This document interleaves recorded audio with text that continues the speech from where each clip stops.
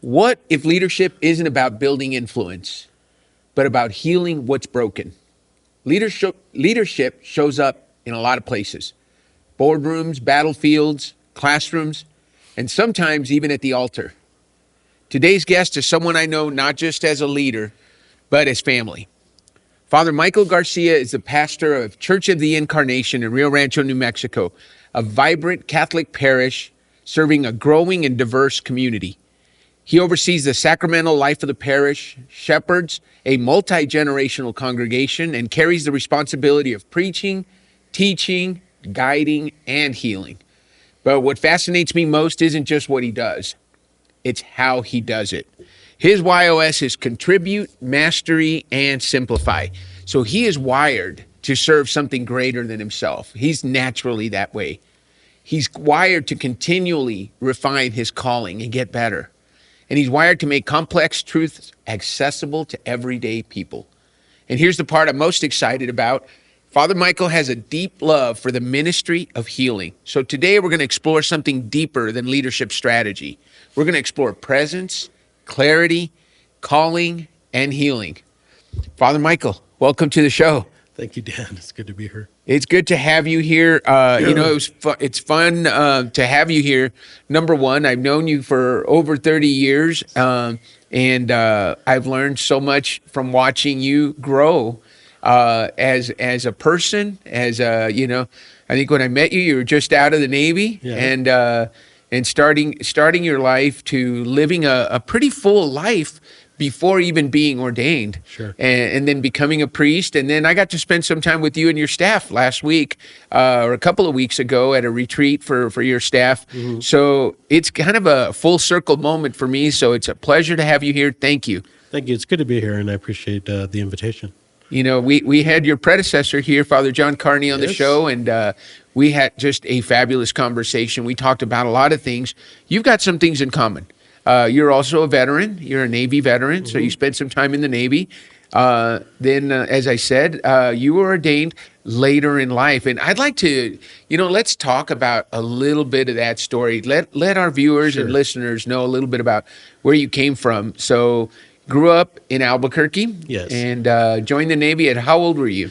I was, I guess, 18. I just turned 18 when I enlisted. And so I grew up, I don't know if people are familiar with the Borales neighborhood, but that was my... Well, they will be after this. Yeah.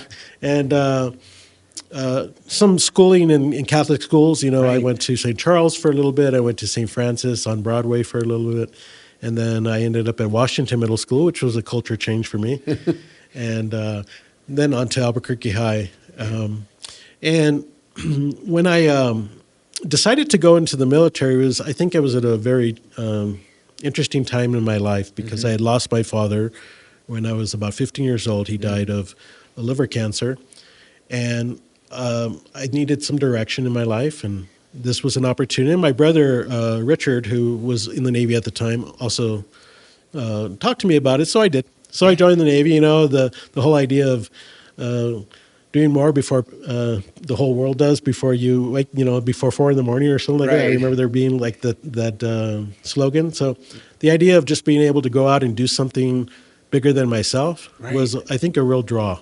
And so I joined, and I did 4 years of active service duty. This is from 1986 to 90, and then from 90 to 94, it was inactive reserves. Okay.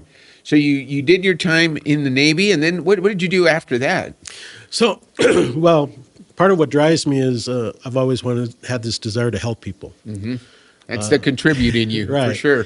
So I wanted to actually be a police officer. Mm-hmm. So I went through the whole application process. But interestingly enough, I think in the Lord's own way, he didn't want me there. Right. I passed everything except they told me that they thought I had PTSD.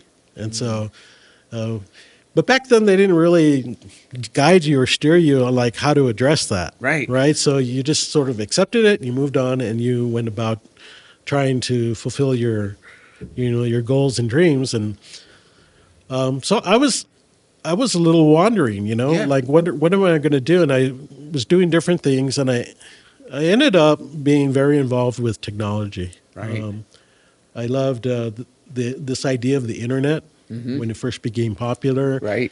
and so I have this mind to really dig deep into things and Right. to understand how they work and what's So the for everyone listening, that's the mastery in him, right? He loves to learn Yeah. things at a deep level. Yeah, Yeah. I mean, I first started to learn like the disk operating system, where Yeah. you typed in commands, and then when Windows came out, it was awesome to see this graphical interface, and then Netscape came out, and you could now see things from across the world, and chat rooms were a big thing. So all of that drew my interest, and so I ended up working for a couple of companies, Yeah. doing technical support and learning how to how this technology works, so that I could help people again Right. fix their problems. Right.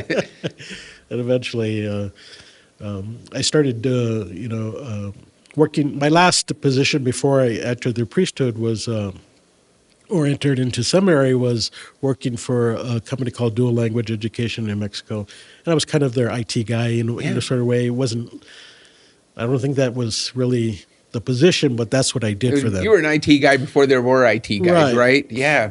So, and there too, always like supporting, helping, Right. right? Trying to solve problems, Right. right? Trying to make things accessible and simple. Yeah. And so I was doing that, but I think the draw to the priesthood was always there. Right. Right, it was always there from my youngest days, but I kept putting it off, ignoring it. Yeah. And I think a lot of it had to do with some of my own struggles, some things that happened to me. But and if you want to talk about that, that's fine. But Yeah. ultimately, in 2010, I made that sort of decision. Why not? Yeah. That's love it. Yeah. Why not? I mean, I've been resisting it for all sorts of reasons. We Right. justify a lot of things in our life, and we're afraid. We have fears to step Yeah. out and do what we know the Lord wants us to do. And I finally was able to say yes, and I didn't have any excuses, because I used to have a lot of excuses for why I didn't go. Right. And now I didn't, and so I entered seminary in 2010, and I've been a priest now almost 11 years in May. So I want to definitely dig into that a little bit. So one of the things I know, so I met my wife in 1989, and you guys are cousins. So I met you very soon thereafter. Yeah. We've spent many Christmases, Thanksgivings, and holidays together. Yeah. You've been to our house. We've been to your house, Aunt Rose's, which is your grandma Rose. One of the things I admired so much about you is what a great caretaker you were for her. I know she raised you, and but then she lived a long time, She did. and you took care of her. And so one of the things I've always thought is, well, Michael's putting off. I know we all know he wants to be a priest, but he's putting that off because he wants to take care of Grandma Rose. And sure enough, that was something you did soon after she passed. Yes. But there's more to it, and I would like to talk about that because, leadership isn't just about leading from the pulpit or leading from the front or the big speech, the big rah-rah speech. Sometimes leadership is about self, overcoming those things that held us back. So what was it for you, other than taking care of beautiful Grandma Rose until she was gone, that kept you from making that leap and saying, you know what, I'm going to sign up and go to seminary? Yeah. So yeah, beyond my concern for her, I think there was a lot of insecurities. I was very insecure, and I think it stemmed from some childhood experiences that I had that I've never really talked about, other than with some people. But I think it's important, after a certain point, that people need to be aware that we all have things that we've dealt with since childhood, and sometimes they don't get addressed, and then that directs your life, right? Because you're living under these lies, these agreements that you've made from trauma in your life. And so you make excuses like, I'm not good enough. I'm not worthy. Yeah. And it's funny that you mentioned, because, I had that sort of attitude all the way up until I went to my first vocation retreat, which is in the 90s, early 90s. Right. And you'll never know who was the vocation director at the time. Oh, I would guess maybe somebody by the name of John Carney. John Carney, right? And when I met him, and I'm not saying that this is a bad thing. I'm just saying that Right. talking to him and seeing him made me think, yeah, I can do this. Uh-huh. This is a military guy. This is a guy who's got experience, and he's a man, right? Yeah. And but he's faithful. He's Yeah. committed himself. So why can't you do it, Right. right? So anyway, that aside, yeah, so we make and a lot of it stems from our wounds, our hurts, Right. that we haven't properly addressed. And I think that's part of what I like to do with people is to Yeah. address those things so that they can step out into what St. John Paul II said is be made for greatness, right? Right. So we need to, address those things. And I had to address those things in my life, Right. Even into the priesthood, I had to address them. Sure. So, because, you find yourself, if you're not always in formation of yourself as a priest, how are you going to form your people, right? So you need to address your issues, Right. your dysfunctions, if you will, Right. and order those rightly, so that you can then see in others and help them at least, try to lead them to the water. Yeah. No, that's really good. Well, you talked about you've always had a passion or a calling to help others.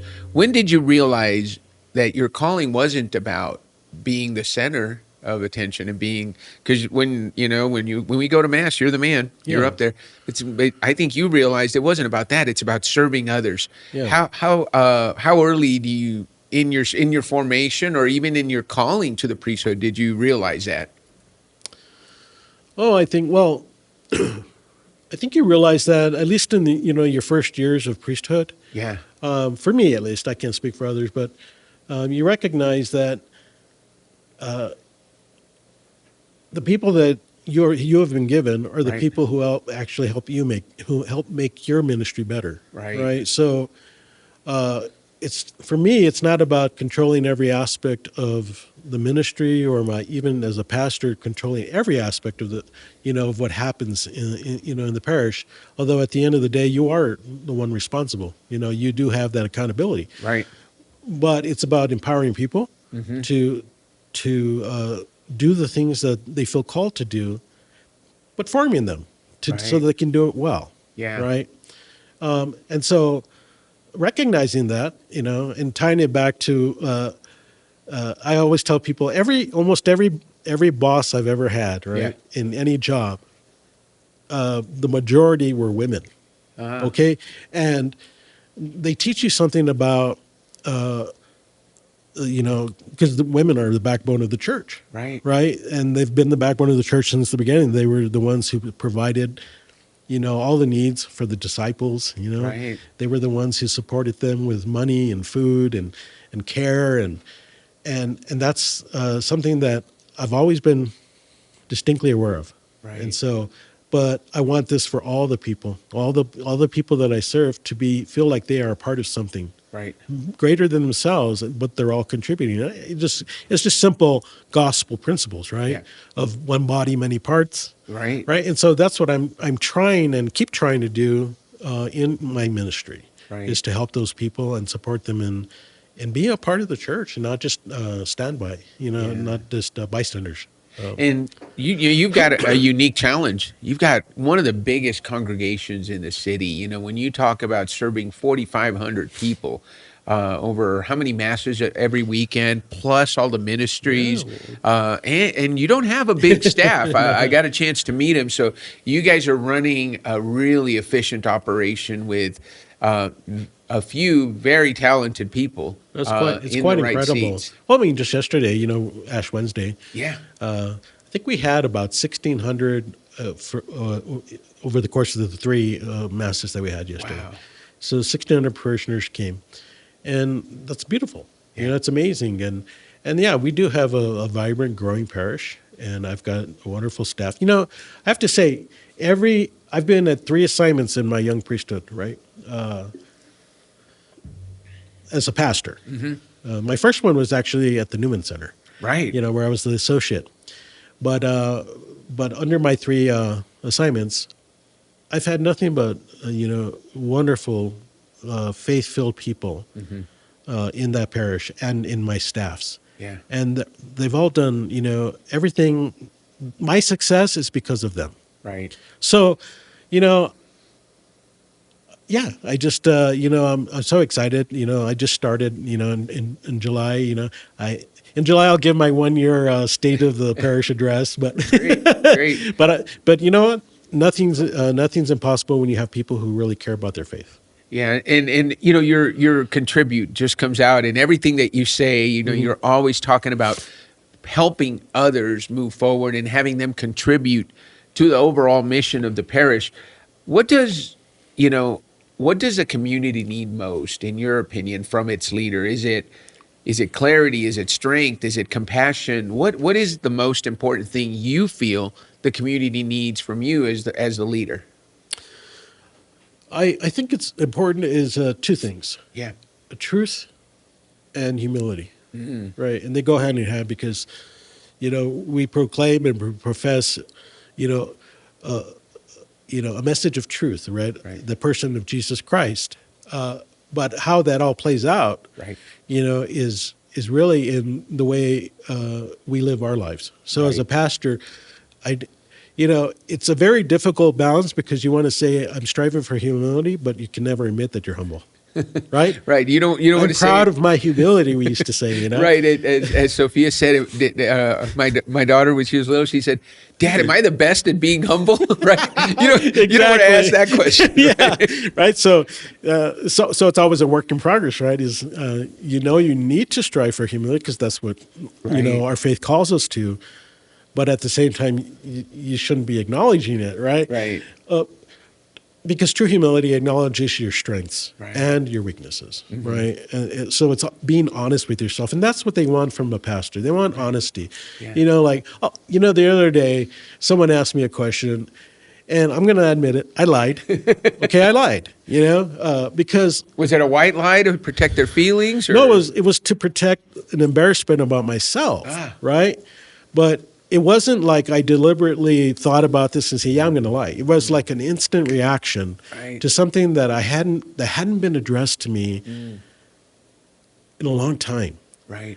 And and it goes back to what I was talking about, how sometimes the pains of the past, Right.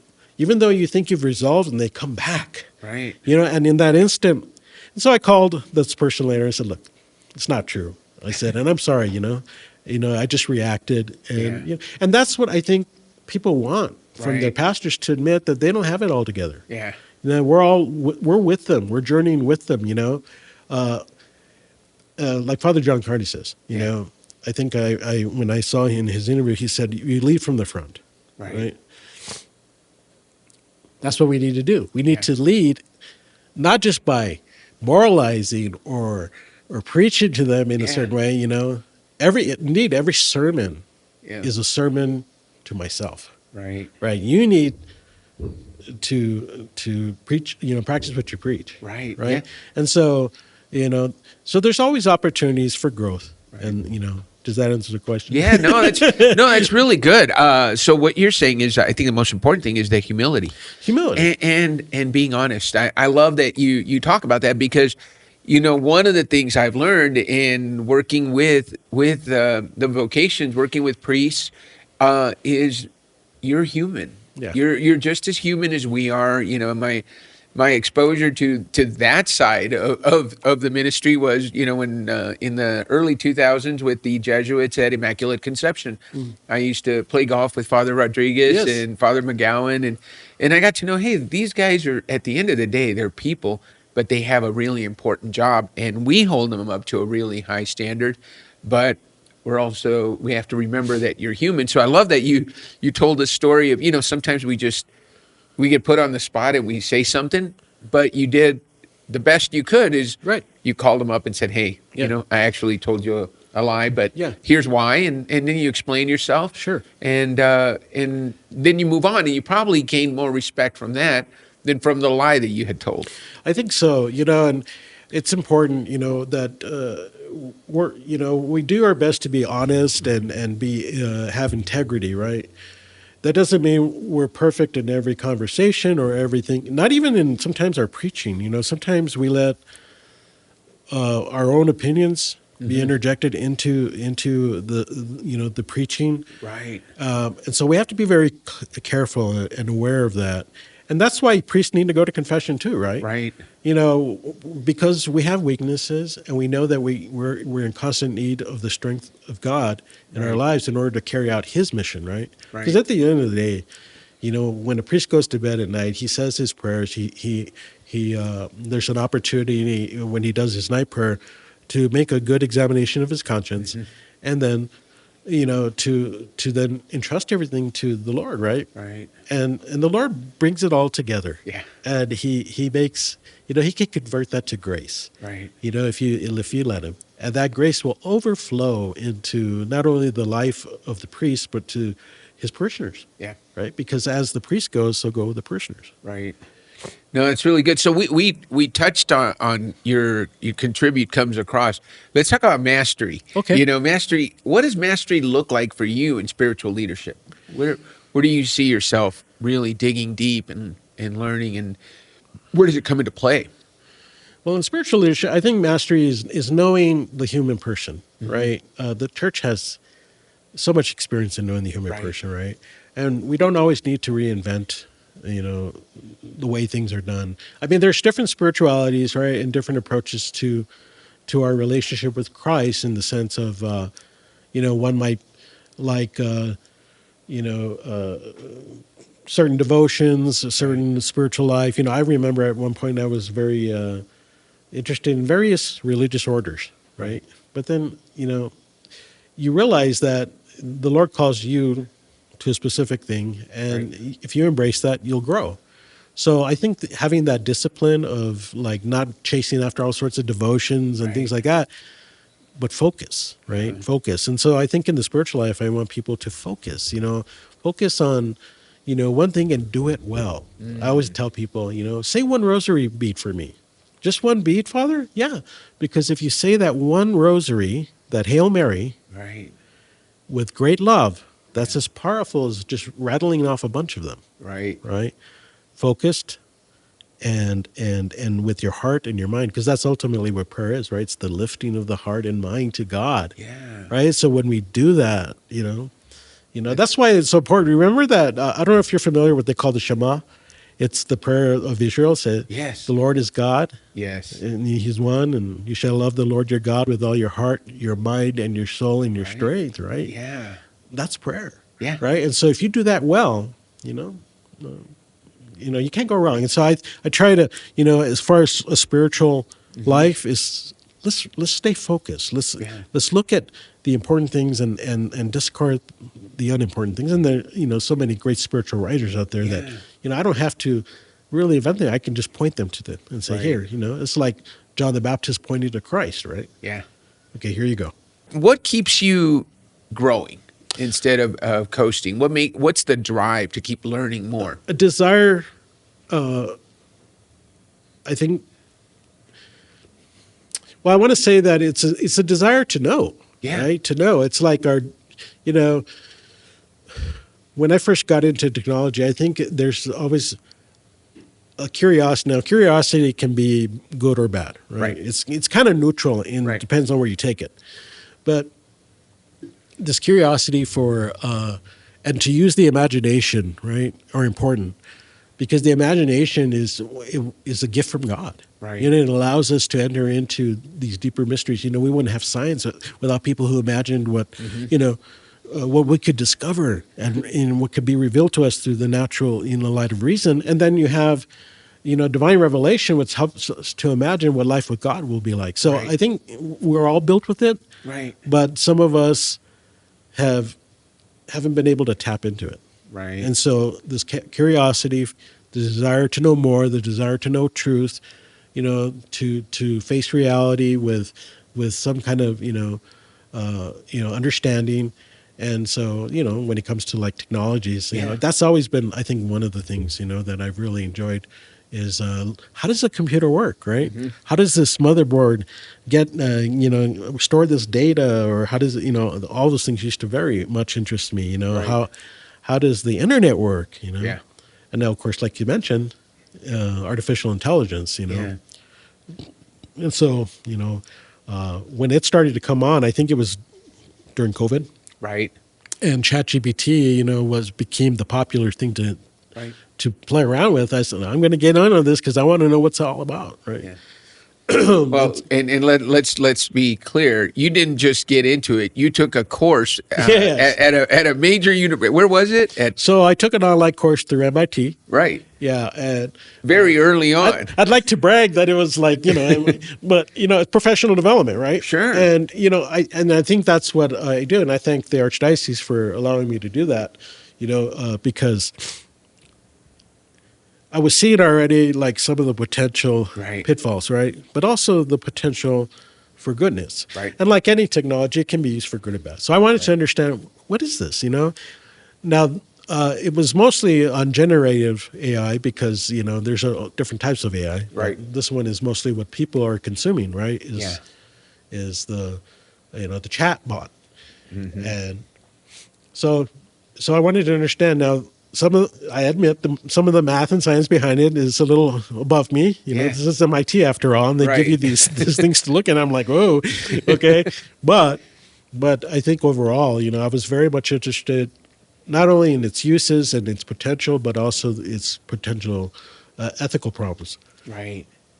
And and then the concerns that people were bringing to me, like, is AI going to take jobs? Is AI going to become, like for people, a replacement for relationships? Right. And so those are serious questions, And I started to wonder if the church was going to speak on Right. something. And they came out with a couple of documents, and I'm still waiting for Pope Leo to do something. But Yeah. it's so AI is very much fascinates me. Yeah. Yeah. So I'm going to put that on your. Maybe that's the title of the show. You Okay. can't spell faith without AI. I like but that. I like that for you. It's interesting. Your mastery really comes through because, like I said, the average person. We all learned about AI around the same time. The average person went and looked up a couple articles. We Googled something, and we kind of thought, no, you took an MIT course and learned as much as you could, so that you could contribute and to the greater cost, to the knowledge of Yeah. not only your parish and the people you worked with, but even the archdiocese, and you're looking for those documents that, okay, what's our position on this? And we were talking in our men's group last night. The topic came up of the use of technology. I read somewhere, and I'd love to get your thoughts on this, as you're very much into it.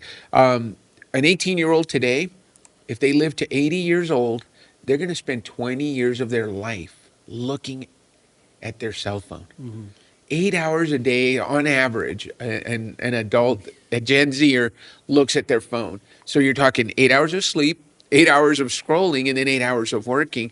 When do you have time for human relationships? Right. And how do we set those limits? I'm talking to a school in a couple of weeks about this. So I'd love to hear your thoughts on, how do we set those limits so that we're not consumed by it, so that we can have real relationships? I know there's programs out there, but what's your advice as someone who's definitely uses technology, Yeah. but also has to set limits for himself? Sure. And I think, this is where the call for discipline matters. And not discipline in a sort of a punishing sense. Discipline is always ordered to the good of the person. Right. Right. So, in one sense, you can only do so much through human, effort. Mm-hmm. But in another sense, if you're a believer and you have faith that the Lord pours grace on you, that grace builds on nature, right? We say, Right. and so it helps us to do what we are not capable of doing on our own. Right. And so definitely there's a need for grace in this moment of life, with all this explosive growth of technology, and some of it very good, some of it not very good, right? Again, it depends on how one makes use of it, right? You can use our phone for, I remember as a kid thinking, I would love one of those tricorders from Star Trek. Uh-huh. Right. And here we have basically a tricorder, right? Yeah. Where we can now look up symptoms if we're sick. We can Yeah. do recipes. We can do all sorts of these sort of things that people, it's not very interesting, but it's helpful. Right. But we can also steer into dark places. And so how do you discipline yourself in that? Well, I think it's a matter of returning to a right use of, of anything, Right. We can use anything wrong. And I think this is important to always, go back to our roots as believers and say, am I using the things that I've been given for the glory of God or not? You ask yourself that question. Because someone asked me, a good friend of mine named Jim, he said, could the Holy Spirit use AI? Could he work through AI? And I said, of course he can, Yeah. right? So could the evil one. Right. Okay, so it depends on what you're using it for, right? We invite either one in, Right. depending on the dispositions of our souls, our hearts, our intentions, right? And intentions matter. In the Catholic Church, intention is important, right? Because God sees that, and then he can use that, right? So if our hearts are looking for bad things, we're going to get bad things. And the same for good things.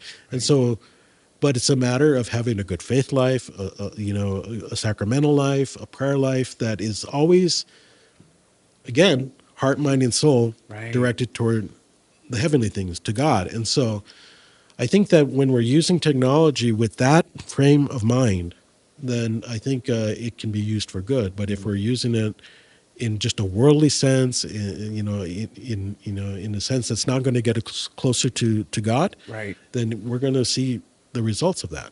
So I'm going to give a little commercial. I just installed Shift on my phone, shiftyourphone.com. I had an opportunity to talk to the person who founded the company, and it's an amazing app that takes all social media, all games, all entertainment apps, and you can't even access them through the internet. It locks your phone for as long as you decide to do it. So I put a schedule on. I'm actually going to lock my phone for the entire Lent, because what it forces me to do is, we're so used to that instant answer, right? You're having a conversation. Oh, did you hear what so and so said about at the summit in Geneva? And no, I didn't hear it. Next thing you know, somebody's pulling out their phone and looking it up.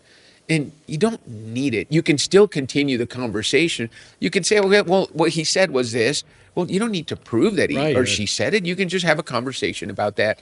And it's a richer conversation versus all of a sudden everybody's got their phones out and they're looking at what exactly did he say. Next thing you know, the table devolves into people sharing videos, right? Absolutely. Instead of a real conversation. And so we were talking about that in men's group last night. The biggest thing, though, is children are, the algorithm is strong, whether it's YouTube, Instagram, TikTok, Facebook. They're looking at what you're looking. The technology can see where your eyes are on the screen, right? Your phone has that. So they know what you're looking for. So and it's listening, and we know that, right? Our phones listen to us. Sure. So that, if you and I are having this conversation about AI, I'll probably get an ad about, hey, how much do you know about AI? Later on in the day when I open up my phone. That's how I got the ad from MIT. Right? you were looking up AI, and it's next thing you know, you're taking the course. But, for children, it can be so addictive.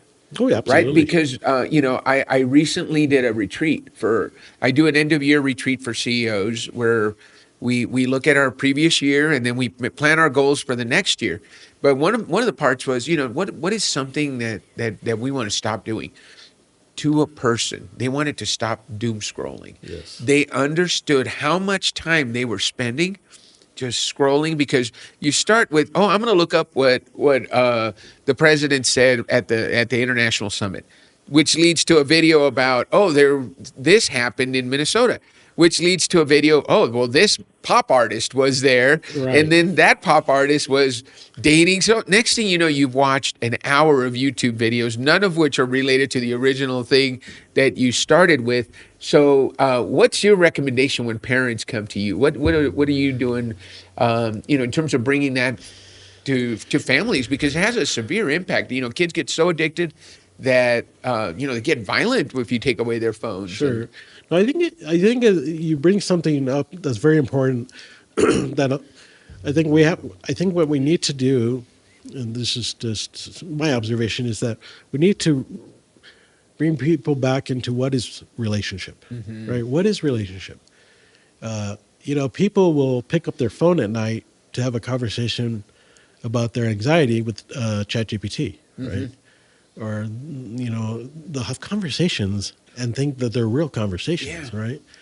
And ChatGPT is so good now that even like if I answer or ask a question, ChatGPT will tell me, "Okay, Father, here's it addresses me like if it knows me personally." Oh, right? yeah. And I realize that it's like, oh yeah, right, So we pick up the phone to instead of a rosary, Right. we pick up a phone to get to find the answers instead of picking up our prayer books or our Bibles or Right. So I think we need to reorient ourselves to what is right relationship, right? So we need to learn to engage with others, and I think for parents, they need to be cautious about the time that their children spend on technology, its usage, and of course the dangers. I mean, this has been a consistent problem, Right. Even before AI started to become a thing. Yeah. Texting was a problem. Right. You know, Well, books were a problem, right? When kids were, you're always your head's always in a book. You're Yeah. not talking to anybody. right? Exactly. Right. So Or it's just always stay been in your something. room. Yeah. So I think we just need to be rooted in relationship, and that's ultimately that's what faith is all about, relationship. And so people of faith can look at these things and say, okay, for my children, are we building a child who knows that physical and what's the sensory, right? Things matter, Right. that is true connection. Right. Whereas a machine is not going to give you that. Right. It may give you answers, but it can't give you anything that stirs your soul like another human person can. Yeah. Right? How those words can enter into you and change your life forever. You can read. Books have always been, of course, for many people, Right. a source of knowledge. But there's nothing like the interaction between a human being with one another, right? And that's what.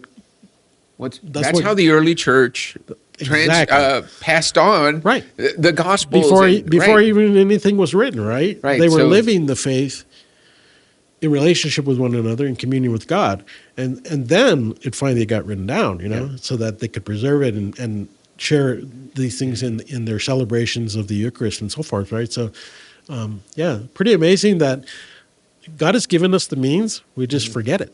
Right. Well, and we can talk about this. Deacon Morris and I are in a fitness challenge together. We're trying to stay fit, and get ready for Three Hearts. I think the you could take pilgrimage. We're both keeping each other accountable. But here's the thing, and this goes back to technology. All the information we need is available to us. Oh yeah, It's right here in the laptop. It's in your phone. So whether or not you accomplish something is up to you. Right. It's up to you to take action. We know we can look up exactly what we need to eat to be healthy. We can look up exactly what we need to do to be stronger. We can look up all the great writings and all the great saints and all the biographies are there. Doesn't cost you a cent anymore. You pay your cable bill and then you get access to the internet, or your phone bill. But it's all there, so it's all about the execution, really. we're Is not what you're really talking about. we're not deprived of information and Right. knowledge, right? It's how we use it. Yeah.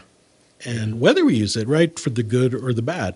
One of the things that we say, when we start a liturgy of the Mass, one of the things that we begin with is called the Confiteor, and that's where we talk.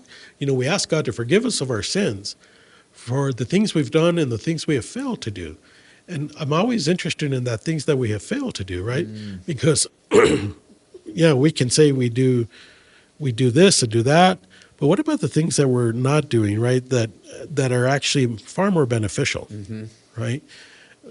It's a strange connection for me. I'm just trying to point out that sometimes we only look at the things that are that we're doing that are either that we're making progress in or we're not making progress in, but we never look at what have we failed. Right.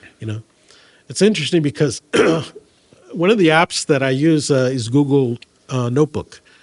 And Google Notebook is an app where you can upload. It's typically what they call a a retrieval augmented generative, AI, Okay. where it just works from your source documents. Okay. One of those is I use that to analyze documents, to analyze like I could put in some of the videos that you've recorded, Right. and analyze those, right, and come Right. up with common themes, Right. right. And so it's so cool. And so I've done that with a couple of your videos, and so Right. what did these two guest speakers actually have in common? You know, Right. what was their common, What was the common thread? common Yeah. thread. And so Yeah. that's kind of cool, right? Yeah. So again, access to all this knowledge, this information, but what are we going to do with it? Right. Right? What do we do with it? Well, Are you we showed making up as a really well-prepared guest today. Well, You're well, yeah. Well, are we making the world a better place, or Right. are you not? And so I think that's a big question we have to ask ourselves when it comes to technology, and all these burning questions. That No, these are great questions, and I'm glad to get your perspective as a priest and as a leader.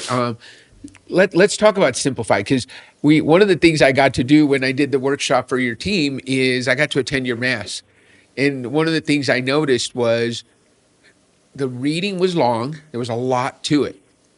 You were able to point out 3 different lessons from the readings. So we had the readings and the gospel, and then you were able to communicate it so simply. That's a gift. Yeah. To take something so complex, pull up 6 different lessons from it, and then provide them in a simple way that I was able to get something out of it. So have you always been someone who's able to take stuff that's difficult and make it simple and easy to understand? Because I'm Yeah. guessing that's a great gift to have as a priest. I love words, Yeah. and I used to carry a little dictionary around when I was a kid, and I Yeah. loved, I was in the spelling bee at one time, and some of my friends would say, "Are you carrying your Bible?" And it was, a dictionary or one of those meeting planners. Remember when the meeting planners first came Sure. out?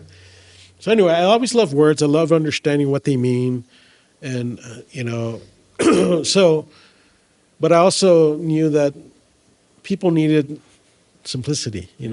How do you take something very abstract or maybe very detailed, especially in our culture today with Right. TikTok, right? Yeah. With people who have attention spans of like 0. Right. How do you distill such important truths and bring them down and simplify them? And I've gotten better over time. And to be honest, this is where AI helps, right? Because you can say, okay, here's what I want to talk about, and you do your research. And, like I love these books from Dr. John Bergsma that talk Right. about every Sunday Mass readings, right? And he gives you his insights, and you pull something and you say, wow, this is great. So you explore that more, and then you're finally putting it together and you say, yeah, but, these days people aren't paying attention. They're not going to stand by for even a 10, 15-minute homily. Father right? Rodriguez used to say, "You don't save any souls after 5 minutes." Right. Right. So I've done occasionally. I think the longest homily as a priest I ever gave was like 30 minutes. Yeah. And but people don't have that attention span anymore. Right. So you have to distill, and I think AI has helped a lot in this area because I've been using it for several years now, right? So you can take your concepts and you draft out everything you want, or you ask multiple questions and get that and put it all together and to say, distill this, into something simple, something that can be done in 300 words, and if you don't like it, you change it, you say, nah. Or I find what I do a lot too is ad lib, right? So if I have something in mind, but the Spirit tells me, no, in this moment, in this Mass, say this, right? And so you have to be open to both, right? You have the human work and then you have the divine work. Yeah. And then it all comes together. And I don't know. Did I get off the topic of the No, question? no, Sometimes no. I'm just like the stream of. No, it's you like words and you like simplifying things. I mean, that's really what I wanted So yes, to get to. so exactly, it's a gift, for Yeah. sure. And it's hard though. I mean, it seems simple at times, in a sense. Right. But you're like, okay, how do I really make this so that it's not losing its truth or power, but at the same time, it's having the effect that you want it to have? Yeah.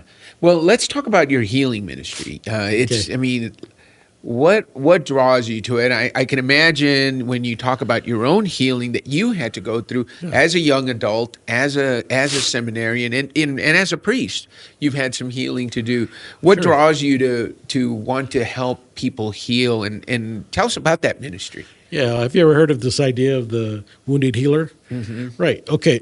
So I think people that are drawn to it, and I mean, not all, but some, have understand pain, understand suffering, And for many years, I didn't understand what mine was, or why. But then, you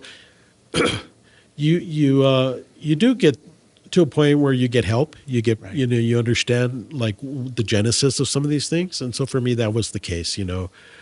Things that happened as a child and early exposure. When I was a young boy, I was exposed to pornography, like from a neighborhood friend. At a very young age. And that stuff has an impact on you. In our time, that was Yeah. back then. I'm sure it was probably a Playboy magazine or something like that. Yeah, right, And exactly. It wasn't that they the- found in their dad's garage or something. And I think all of us who grew up in the 70s and 80s remember some kind of early exposure like that. But that has an impact Yeah, and today it's even worse, right? Because because it's on their phone. it's on the phone instantly, right? So and far more graphic and far more video and everything. Yeah, It's it pervades everything now. Yeah. Well, now it pervades TV, right? And Right. so there was that, and some other bad experiences that I had as a child, that were from people outside the family. Okay, so this isn't about my family. This was Right. people outside it, and so all of that kind of shapes you, informs you, right? Right. And it distorts your view of yourself. Excuse me, of yourself and of the world around you. But at the same time, there was always something in my heart that said, I love God and I want God, but I don't feel worthy of God, right? And so, for me, I didn't recognize it, but that was the evil one, right? He had already. I had already made agreements with his lies, with his, he had tried to shape an identity in me that I was accepting. But once I was able to figure this out, as I got older and started to find healing, then I knew that my path was, because knowing that I wanted to do something to help people at Right. an early age, I said, this is the path, Yeah. right? To be a source or an instrument of healing, Right. To be a work of God in the world, not of my own doing because I have no power, but because God will work through me. Yeah. And so when you do that, it allows you to be a part of God's work in the world, of the building up of His kingdom, in a way that it doesn't have to be grandiose. It doesn't have to be showy. It does, as a matter of fact, it reminds me of Saint Joseph, right? Quiet. He was a leader, but he was a quiet leader. Right. He liked to sleep. I like to sleep. He got his best visions when he was sleeping, right? Right. So it's that quiet working behind the scenes thing to help people. And so in many ways, it's just a ministry of presence, a ministry of listening, a ministry of prayer. Above all, and guiding people to almost heal themselves, through the grace of God, to recognize that they have power to overcome a lot of these things, because Jesus will work in them and through them. And so that's what I try to communicate to people when they need healing. And I'm talking mostly about spiritual healing here. Sure. Physical healing can happen. I've had one specific experience where I felt that, but most of the time it's just about spiritual healing. It's about getting them rooted in their true identity as children of God and getting them back on the path. When you read Bob Schuch's work, he talks a lot about people getting spiritual healing, and then suddenly their physical healing happens too. Sure. Right? Because they're carrying this weight. And then once they're able to talk to someone, a spiritual leader that can help them understand where that's coming from and how to heal and how to overcome it, all of a sudden their physical ailments also go body away. and nature, right? Our nature is body and soul. Right. So you heal the soul and it helps the body. Yeah. And the body, of course, will decay, but the soul goes on. It's eternal, And so that, the whole anointing of the sixth sacrament is about healing of the soul, and sometimes it happens in the body. Right. But it'll happen if it's to glorify God, right? Right. It's to bolster the faith of the people, that a miracle could happen. But mostly it's to prepare the soul to be united with God. And so ultimately that's what I'm trying to do is, not so much to get them happiness in this life forever, but to prepare them for a life of happiness and eternal joy in heaven, right? And that starts now. Yeah. No, it's. I love that you talked about it because we're recording this the day after Ash Wednesday. Yeah. We're reminded that from dust we came, and to dust we shall return. Absolutely. This is but a short time that we spend on earth, and it's a blink of an eye. Our job is to prepare for eternity, and we're blessed to have people like you. Let me ask you one final question, because I always want to, because leadership, maybe sometimes it's not about having the answers, right? Sometimes it's creating space for people to grow. So what does it mean to you to lead different? It means to do the will of God. Yeah. I've always tried to think about, I've read good leadership books, I remember being very fascinated about, especially like when Desert Storm happened, I read some of the generals' books, and things like that. So I've always been fascinated by that. But I think ultimately for a priest, I'm grounded in leadership the way Jesus did it, right? And that is to, do the will of the Father and to bring others to do the will of the Father. And so as long as I'm grounded in every day and trying to do as well, even if I fail, in doing it perfectly or whatever, God sees that. He sees that that's my desire. And he knows my weaknesses, and he knows where I'm strong. And, it's only through his will that I'm here. Right. And that I've been given this vocation and these responsibilities. And that's a serious weight, right? To have not only being a pastor, but to have the weight of the care of souls on you, right? And so it makes you think deeply about it. Yeah. No, that's a really great answer. We're so glad you're here, guys. If you got something out of the episode today, if you learned something new, if you liked Father Michael's answers, please, or if you have a question, put it in the show, put it in the comments. Don't forget to subscribe, like, and share with your friends. The Lead Different podcast. We're going to be airing this very soon. Can't wait to share your thoughts. And Father Michael, why don't we end the show on that note? Why not? Thank you so much for being here. It's been a pleasure. It's always good to talk to you. This was a fun conversation. I know our listeners and our leaders out there are going to get a lot out of it. So thank you for tuning in. We'll see you next week on the Lead Different podcast.